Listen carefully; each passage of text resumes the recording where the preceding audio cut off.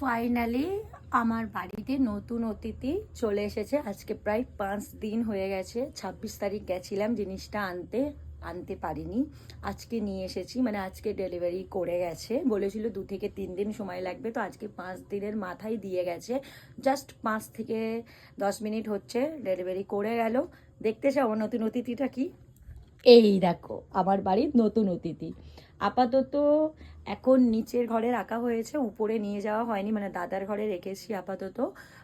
যেদিন ফিটিংস করা হবে সেদিন উপরে নিয়ে যাব, তোমাদেরকে পুরোটা শেয়ার করব। কেমন লাগছে আমার ঘরে তোমরা অবশ্যই কমেন্টে জানাবে।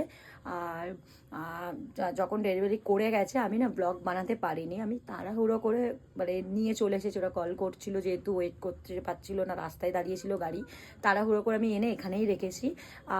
আর একটা জিনিস, খোসলা থেকে ফার্স্ট টাইম আমি গিফট পেয়েছি, সেটা তোমাদেরকে দেখায়। এই দেখো, দেখতে পাচ্ছ তোমরা? খুব পছন্দ হয়েছে। গিফট যেমনই হোক না কেন, গিফটই হয়।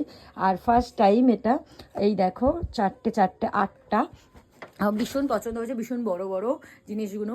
আর আমি খোসলা থেকে এর আগে অনেক কিছু কিনেছি, কখনো কোনো গিফট পাইনি, এটা ফার্স্ট টাইম এসি কেনার সাথেই এটা পেলাম আমি। তো খুব পছন্দ হয়েছে।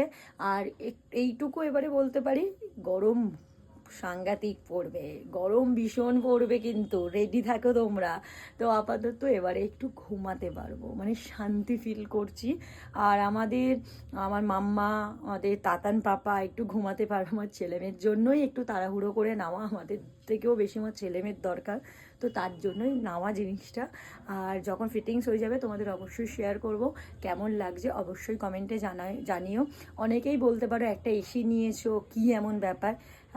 দেখো, আমাদের মতো মধ্যবিত্ত পরিবারে না এইটুকুই অনেক, মানে একটা এসি নিয়েছি, একটু খুশি। আর আমি ছোটোখাটো সবই তোমাদের সাথে শেয়ার করি, তাই জন্য এটাও শেয়ার করলাম। তো কেমন লাগছে অবশ্যই জানাবে। মানে এখন তো বাড়িতে আছে প্যাকিং করা, যখন প্যাকিং আনবক্সিং করব তোমাদেরকে অবশ্যই শেয়ার করবো। টাটা।